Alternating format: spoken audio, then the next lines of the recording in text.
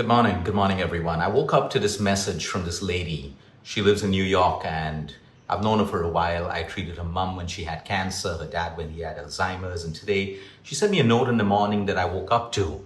Of course, I don't wake up to my phone. I first try to get an hour of outdoor time, a little bit of sunlight, natural light. I'm in Goa right now. There's a lot of beautiful sun there. But anyway, coming to the point, she was like, Luke, I'm just so fearful all the time. I'm fearful about my daughter. I'm fearful about my son. My son isn't married yet. And I just wonder what's going to happen to him. I'm fearful about my health because we've had health scares in the family. It was just this long note which basically reeked of fear. Now, does she need more medicine? Does she need psychiatric treatment? She actually doesn't. She is so filled with fear. There is one vitamin that she needs, vitamin S, surrender, and vitamin A, action. Her life, it's not her fault. What she's gone through has made her the way she is, filled with fear.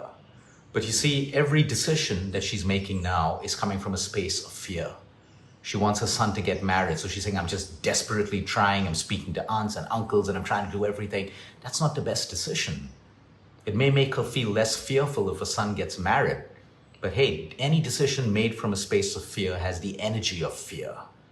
Like you want to quit your job, you don't like your work, or you're scared of losing your job.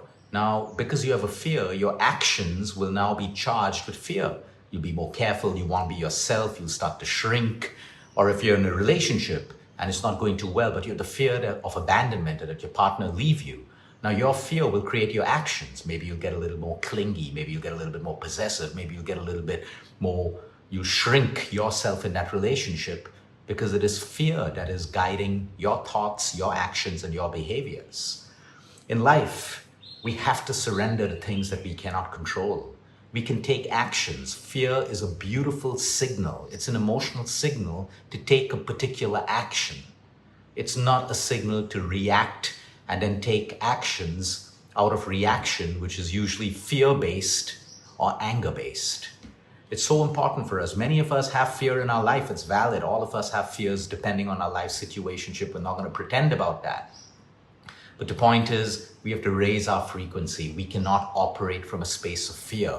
Fear is the emotional signal. Now I have to move into what action can I take? What can I do? Surrender is also an action. Surrender doesn't mean that, hey, I'm just going to sit on the sofa and hope that my son gets married or hope that I never fall sick. No, I got to put in those little actions, plant those little seeds like a farmer, and then I have to surrender.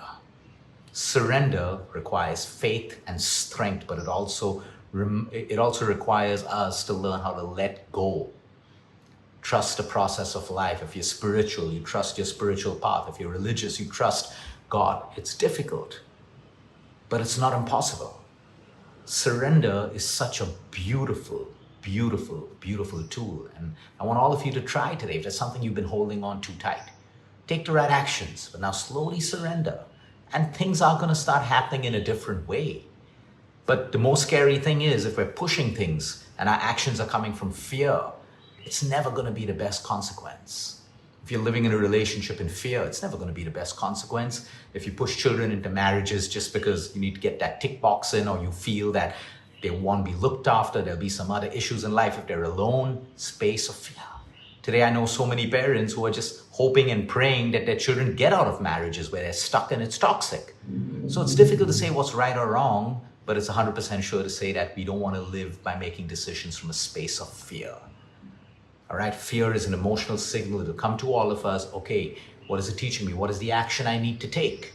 Sit down, connect, relax, respond rather than react. These are difficult things. Even I need to get good at that. But the point is we try and then we surrender.